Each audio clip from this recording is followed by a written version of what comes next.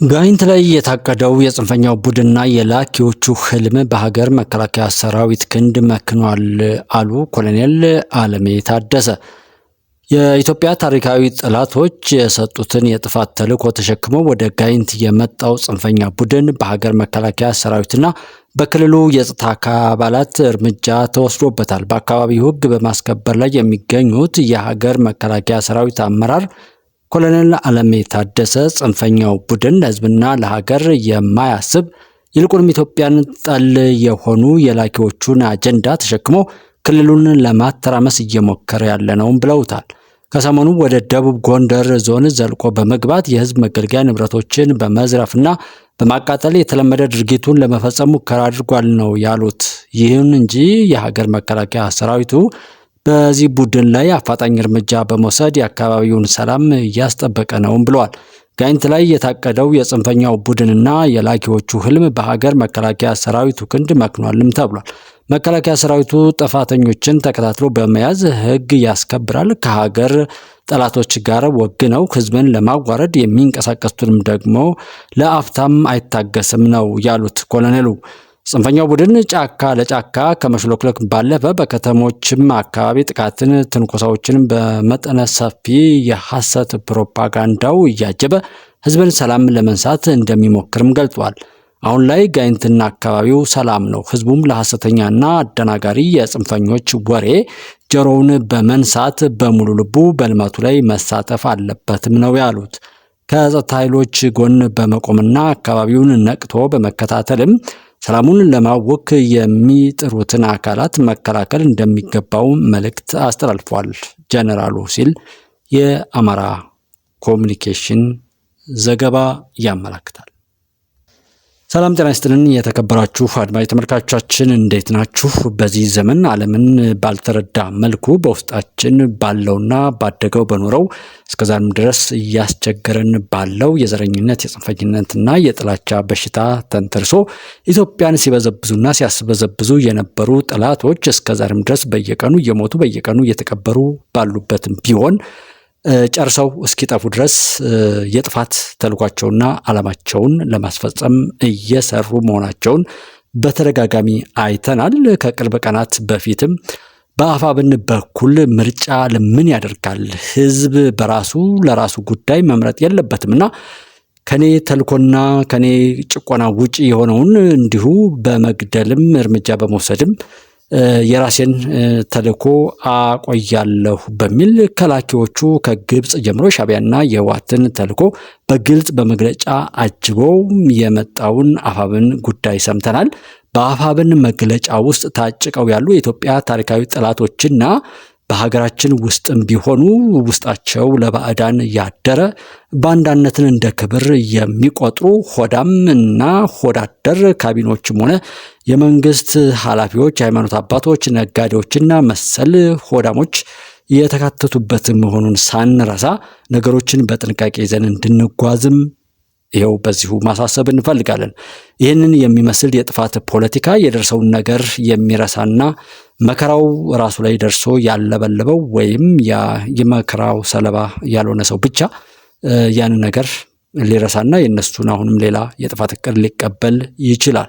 ሆኖም ዓለም ካለችበት አንጻር በየቤታችን ያለው በጥላቻ አቅፈን ያሳደግነውና ዛሬም በውስጣችን ያለውን ጥላቻ ባለማስወገዳችን ነቀፌታን፣ ምቀኝነትና ሰይጣናዊ ቅናትን አዝለን መሄዳችን የማያዋጣ የሚያከስርና የሚያሳፍር ስለሆነ እሱን ትተን ለራሳችንም ለሀገራችንም ለወገናችንም ላለንበት ማንኛውም ነገር ላይ መልካም ውጤትን እናገኝ ዘንድ የራሳችንን አስተዋጽኦ በመልካም እናድርግ። ዘለፋው፣ ጥላቻው፣ መጠላለፉ ምን ማለቱ እስከዛሬም ድረስ ሄደን ለነገ መተረክ የማይችል አሳፋሪ ኪሳራና ውርደትን ተከናነብን እንጂ ማሸነፍን ስላልቻልን ዛሬም እናስተውል። እኛ ፍትሃዊ ሳንሆን ስለ ሌሎች ፍትህ መናገር፣ እኛ በዘረኝነት በጎጠኝነት ተወሽቀን፣ እኛ በውርደት ዓለም እየኖርን፣ እኛ ባለንበት ነገር ላይ ሁሉ ነገሮችን አይተን ሌሎች እንዲያደርጉት የምንጠይቀው ነገር መልሶ የሚያጠፋን ሌላ ኃጢአት ነውና ከዛ ነገር እንታቀብ። ለመሆኑ የኛ አስተዋጽኦ ምንድን ነው? ሀገር ለማፍረስ ወይስ ሀገር ለማጽናት? ሁሉም የዘራውን ያጭድ ዘንድ ዘመኑ ይሄው ነውና እኛም መልካም ዘር ዘርተን መልካም ፍሬን ለማጨድ እንዘጋጅ። ከዛም ባለፈ ደግሞ እየዋልንበትን ባለመርሳት የፈጣሪን ፍትሐዊ ፍርድ በቤታችን ሲመጣ በአግባቡ እንድንቀበልም ማሳሰብ እንፈልጋለን። ምክንያቱም ፍትህ የነገሰባት ምድር፣ ፍትህ የነገሰበት ዓለም ያስፈልገናል። ይህ ካልሆነም ብዝበዛን ለማስቀጠል ሞተን መኖር አያስፈልግምና የዓለም ፍጻሜ ይሆነታል እንጂ በዝባዦች፣ ኃጢአተኞች፣ ግብረ ሰዶማውያንና ነውረኞች የሚበሳበሱበት የበዝባዦች ዘመን ስለማይቀጥል ከወዲሁ ሁሉም ሰው ራሱን ከመልካም ነገር ጋር ያስታርቅ እንላለን። ጀግናው የሀገር መከላከያ ሰራዊታችን በደቡብ ጎንደር ዞን የሚገኘውን ተላላኪ ቡድን እያጸዳ ነው ተብሏል። በዛሬው ዕለት በፋርጣ ወረዳ በተለምዶ ዓለም ሳጋ ደን ተብሎ በሚጠራው የተሰገሰገውን ራሱን የውባንተ ኮር ብሎ ያደራጀውን ጽንፈኛ ላይ በርካታዎቹ የተደመሰሱ ሲሆን ብዙዎችም ደግሞ ቆስሏል ተብሏል። 18 የተደመሰሱ 24ም ቁስለኛ ሆነው መያዛቸው ከቦታው እየተሰማ ያለው መረጃ ያሳያል። በዚህ ልክ ሰዎች በመሞትና በመግደል በእውነት እኔ ምን ያህል መረገም እንደሆነ አላቅም። በጣም የሚያሳዝንም የሚያሳፍርም ሁኔታዎች ናቸው እየተፈጠሩ ያሉት። እስኪ በማስተዋል ሰዎች ምን አለ ብንማር ያስብላል። እንኳን ለኢድ አልፈጥር በዓል አደረሰን አደረሳችሁ። በህዝበ ሙስሊሙ ዘንድ ኢድ አልፈጥር የበረከት በዓል ተደርጎ ይታመናል። ረመዳንም የአላህ ሰለላሁ ዐለይሂ ወሰለም ደግነት የሚገለጥበት ውድ ስጦታዎች ለሰው ልጆች የሰጠበት ወር ነው።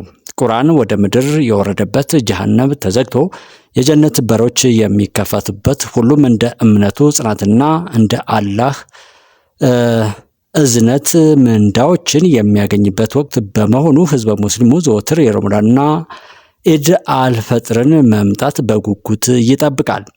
በኢድ አልፈጥር ከፈጣሪ በረከት ከሚቸራቸው የረመዳን ወር በጾምና በዱዓ ያሳለፉት ናቸው። በበዓሉ መምጣት የሚደሰቱትም ረመዳንን በመልካም ተግባር ለማሳለፍ የበረቱ ናቸው። በተቀደሰው ወር ከክፋት የተቆጠበ ለድሆችና አቅመ ደካሞች ዘካን የሰጡ የበደሏቸውን ይቅር ለማለት የደፈሩ በሐሴትና በመንፈሳዊ ኃይል ተሞልተው ለኢዱ ይደርሳሉ። በተቃራኒው ለዱዓ የሰነፉትና ለመስጠት የሰለቹ ከፈጣሪም በረከት አያገኙም። ከፊታችን ግንቦት ላይ የሚካሄደውን ምርጫ ሀገራችን የዲሞክራሲን ድል የምትቀዳጅበት ወደ ቀጣይ ብሩህ ዘመኗ የምትሸጋገርበት በር ነው። እንደ ሀገር ለዓመታት ዲሞክራሲን ስናፍቅ ኖረናል። ጉዟችን አልጋ ባልጋ አልነበረም። ነገር ግን ከፈተና በኋላ በረከት፣ ከብርታት በኋላ ሐሴት እንዳለ ከረመዳን ጾምና ከኢድ አልፈጥር በዓል እንማራለን። መልካም የዘራ ሰው መልካም ምርት እንደሚያጭድ ሁሉ እሾክ የዘራውም አሜከላ ያጭዳል። ስለተመኘን ብቻ አሜከላውም በመልካም ሰብል አይለወጥም። በመንፈሳዊም ሆነ በዓለማዊ ጉዳዮች ውስጥ ዘርና ምርት የተቆራኙ ናቸው። ስለ ዲሞክራሲም ስናስብ ይህንን ሀቅ መዘንጋት የለብንም። የምንገነባው ህጋዊና ህዝባዊ መንግስት የሚወሰነው በቅድመ ምርጫ ተሳትፏችን ልክ ነው። ተሳትፏችን ከጠየመ ዲሞክራሲያችንም ይጠይማል። ደካማ ተሳትፎ አድርገን ጠንካራ ዲሞክራሲ ለማዋለድ መመኘትም ሞኝነት ነው። ዲሞክራሲያዊ ስርዓት በባዶ መሬት አይበቅልም። በግጭትና ስርዓት አልበኝነትም አይገነባም። ይልቁንም ስክነትን ለትብብርና ቅንጅት ልብን ወይም የቅንጅት ልብን ክፍት ማድረግም በጨዋታ ህግ መመራትም ይጠይቃል። ረመዳን ቤተሰብ በሚገናኝበት፣ ህሊና የሚሰበሰብበት፣ ሰውነት የሚገራበትና መንፈስ የሚቀናበት ወር ነው። ኢድ አልፈጥር ደግሞ የሰውን ልጅ ጤናማ ግንኙነቶች የሚያመላክት በዓል ነው። የሰው ልጅ ከፈጣሪው ጋር ከራሱ ጋር እና ከወገኑ ጋር የሚኖረው ግንኙነት ጤናማ ካልሆነ ጠቅላላ ህይወቱ ጤናማ አይሆንም። በረመዳን ወቅት ጾሙ ሰዎችን ከራሳቸው ጋር ያገናኛቸዋል። ሰላትና ድዋ ከፈጣሪያቸው ጋር ያገናኛቸዋል። አፍጣርና ዘካት ደግሞ በማህበረሰቡ ወይም ከማህበረሰቡ ጋር ያገናኛቸዋል። ኢትዮጵያውያን ጤናማ ህይወትን መምራት እንድንችል እነዚህን ሶስቱን ጤናማ ማድረግ አለብን። ሰው ከፈጣሪውና ከራሱ ጋር ያለው ግንኙነት ጤናማ ካልሆነ ለማህበረሰቡም ለሀገርም ጠንቅ ነው። ሰው ከራሱ ጋር እየተጋጨ ከኖረ ከሁሉም ጋር ይጋጫል። ዛሬ ጦርነትን ባህል፣ ዝርፊያን ልማድ፣ ጥፋትን እሴት፣ ውድመትን ክብር አድርገው የሚኖሩት ሰዎች የመጀመሪያው ችግራቸው ከፈጣሪያቸውና ከራሳቸው ጋር አለመስማማት ነው። ውስጣዊ ባህሪያቱ ያልተስማሙለት ሰው ከማንም ጋር አይስማማም። እርቅ፣ ሰላም፣ ፍቅር፣ መግባባትና መስማማት የሚባሉት ነገሮችም አይገቡትም። ሰው ከፈጣሪውና ከራሱ ጋር ከተስማማ ከማንም ጋር መስማማት ይችላል። ከእንስሳትም ጋር ሳይቀር ለድንቢጥ እንኳን ቢሆን የራራ ሰው በፍርድ ቀን ወይም ቂያማህ አላህ ይራራለታል ሲሉ ነቢዩ መሐመድ ሰለላሁ ዐለይሂ ወሰለም ያስተማሩት ለዚህ ነው። የእስልምና ዋናው መሰረቱ ሰላም የሆነው ለዚህ ነው። ሰላም ማለት ከራስና ከአካባቢ ጋር በጤናማ ግንኙነት ለመኖር መቻር ነውና። የዘንድሮውን የኢድ በዓል ስናከብር በዓለማችን ስለ ሰላም የሚነገረውን ያህል የዓለም ሕዝቦች በሰላም መኖር ለምን አልቻሉም ብለን እንጠይቅ። የግጭትና የጦርነት ድንጋይ እየደጋገመ ለምን ይመታናል? ከአዛኝ ይልቅ ገዳይን እንደ ጀግና የሚያየው ልምዳችን ለምን ገናና ሆነ? የሰው ልጅ ከግጭትና ከጦርነት ያተረፈው ድህነትና ኋላ ቀርነት መሆኑን እያየን ለምን አልተማርንም? ሰልጥኗል በምንለው ዓለም የሚኖሩ ወገኖቻችን እንዴት ግጭትና ጦርነትን የሚያበረታቱ ሆኑ? ይህ ትውልድ እነዚህን ጥያቄዎች በሚገባ አጢኖ ምላሽ ሊያገኝላቸው ይገባል። ከራሳቸው ጋር ሰላም ያጡ አካላት የማህበረሰቡን ሰላም እንዲረብሹ ልንፈቅድላቸው አይገባም። ከረመዳን እሴቶች ጋር የተጣሉ ሰዎች ዘመኖቻችንን እንዲረብሹ ልንፈቅድላቸውም አይገባም። በ12ኛው መቶ ክፍለ ዘመን እንደ 21ኛው ክፍለ ዘመን መኖር ቀድሞ መገኘት ነው። በ21ኛው ክፍለ ዘመን እንደ 12ኛው ክፍለ ዘመን መኖር ግን መረገም ነው። መግደል፣ ማገት፣ የገበሬውን እርሻ ማቃጠል፣ ሴቶችን መድፈር፣ ማህበራዊ ተቋማትን መመዝበር፣ ቅርስና ታሪክን ማበላሸት፣ ጠመንጃን የሁሉም ነገር መድኃኒት አድርጎ መውሰድ፣ እነዚህ ሁሉ ከ800 ዓመታት በፊት ያለፉ የሰው ልጆች ጠባያት ናቸው። ከሶስት አካላት ጋር የታረቁ ሰዎች ብርቶች ናቸው ይባላል። ከራሳቸው ከማህበረሰባቸውና ከፈጣሪያቸው ጋር። እንደ ኢትዮጵያዊ እኛም ራሳችንን የገዛን ፈጣሪን የምንፈራና ለማህበረሰብ ሰላምና እድገት የምንጨነቅ መሆን አለብን። ኢትዮጵያ የምታድግና የምትበለጽገው በዜጎቿ እንጂ በሌሎች አይደለም። ዜጎቿ ሲገነቡ ትገነባለች። ዜጎቿ ሰላም ሲሆኑ ሰላም ትሆናለች። ዜጎቿ ሲስማሙ የብልጽግናዋ ጉዞ ይሰምራል። የኢትዮጵያም መበልጸግ የሌላዎች ሳይሆን የእኛ መበልጸግ ነው። ስለሆነም ኢትዮጵያ እንድትበለጽግ የሚፈለግብንን መስዋዕትነት ሁሉ የመክፈል ኃላፊነት የእኛ ነው። የእኛ ልፋት ከዛሬ አልፎ ለትውልድ ይተርፋል። ሀገር መውደዳችን የሚታወቀውና መልካም ዜግነታችን የሚገለጠው በስራችን ነው። ነቢዩ መሐመድ ሰለላሁ ዐለይሂ ወሰለም ምርጥ ሰዎች ማለት ሌሎችን ለመጥቀም የበረቱ ሰዎች ናቸው ብለው ያስተማሩትም ለዚሁ ነው። ይህን የኢድ አልፈጥር በዓል እነዚህን መልካም ሴቶችን እያሰብን ሶስቱን ጤናማ መስመሮችንም እያጸናን እንድናከብረው አደራ እላለሁ። በድጋሚ መልካም የኢድ አልፈጥር በዓል ይሁን። ኢድ ሙባረክ። ኢትዮጵያ በልጆቿ ጥረት ታፍራና ተከብራ ለዘላለም ትኑር። ፈጣሪ ኢትዮጵያና ሕዝቦቿን ይባርክ። መጋቢት 2018 ዓ.ም ጠቅላይ ሚኒስትር ዶክተር አብይ መተናል ይላሉ የሸዋ ፋኖች። የአፋብን ሸዋ ጠቅላይ ግዛት እዝ ከአየር ኃይል ክፍል የተላከ መልእክት። የአፋብን ሸዋ ጠቅላይ ግዛት እዝ የአየር ኃይል ክፍል ላለፉት 3 ዓመታት በተሰማራባቸው ቀጠናዎች በሙሉ በጠላት መካናይዝድ ጦር፣ አየር ወለድ ኮማንዶ፣ እግረኛ ሰራዊት፣ ያገዛዙ ካምፕና ሎጂስቲክ ማከማቻ ላይ በተጠና መልኩ ስኬታማ ጥቃቶችን ፈጽሟል። የሸዋ ጠቅላይ ግዛት እዝ ከትግሉ መታወጅ ማግስት ጀምሮ የጠላት ኃይልን ለመምታት የተጠቀመበትና በአማራ ፋኖ ትግል ውስጥ የመጀመሪያው የሆነው ድሮን ቴክኖሎጂ በመታጠቅ በርካታ ድሎችን ሲያስመዘግብ የቆየ ቢሆንም ያገዛዙን የትኩረት አቅጣጫ ለማሳትና የወገን ጦር ተገማችነትን ለማራቅ በሚል በሚስጥር ተይዞ ቆይቷል። በመሆኑም የአማራ ፋኖ ትግል ይፋዊ አንድነት መታወጅና ወጥ ድርጅታዊ መዋቅሮች ከመፈጠራቸው ባሻገር በድርጅታችን አፋብን ቴክኖሎጂና ምህንድስና መምሪያ ክፍል ዘርፍ መኖሩን ታሳቢ በማድረግ ለመላው ህዝባችን እንዲሁም ደጋፊዎቻችን ይፋ ማድረግ አስፈላጊ ሆኗል ይላሉ የጦር ጠበብቶችን፣ መሐንዲሶችን፣ መምህራኖችን፣ ጋዜጠኞችን፣ ዶክተሮችን፣ ተመራማሪዎችንና ታላላቅ ምሁራኖችን አቅፎ የአማራን ትግል በፊት አውራሪነት እየታገለና እያታገለ የሚገኘው በራስ መከታው ማሞ የሚመራው የሸዋ ጠቅላይ ግዛት እዝ በአማራ ጠሉ ኦህዴድ መራሹ የብልጽግና ስርዓት ላይ በጀግና የፖለቲካ ልሂቆችና በጠንካራ ወታደራዊ ክንፉ በኩል በሚያሳርፈው ጠንካራ ምት ስርዓቱን በማፍረስ ረገድ ትልቅ ታሪካዊ አሻራውን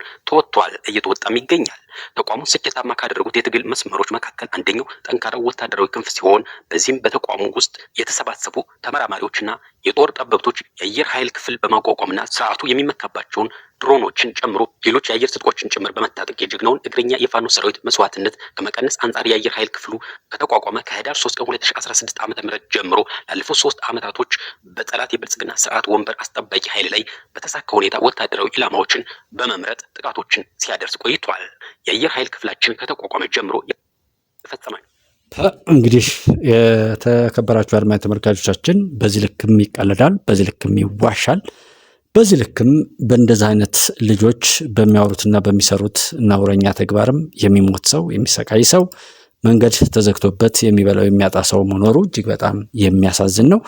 ለዚህ ነው ፈጣሪ እንደው ሳያሳንስ ምን ሳይል በልኩ እንዲፈርድ ፈጣሪ ይፍረድ እያል በተደጋጋሚ እንደ ጉባር ኢትዮጵያ የምንለው። የአየር ኃይል ከ2016 ጥቅምት ጀምሮ ያቋቋሙ ብዙ እርምጃዎችን በድሮን እና በአየር እርምጃ እንደወሰዱ እየተባለ ይህንን የከሸፈ የቅንቡላ ወይም የላውንቸር ጥይትን እንደዚህ ከወደቀች የሆነች አንድ የካሜራ ድሮን ላይ እቺ በየቦታው የምትሸጠዋል እንደዚህ አደረግን እየተባለ የሚቀለደውንና ትናንትና ሲጮሁበት የነበረውን ነገር መልሰው ራሳቸው ክደው ያንን ነገር እያሞካሹ የሚመጡበት በዛም ይሁን በዚህ ነውርና ነውረኞች ተሰባስበው ራሳቸውን በአደባባይ እርቃናቸውን የሚገልጡበትን ነገር እያየን ነው ያለ ነው።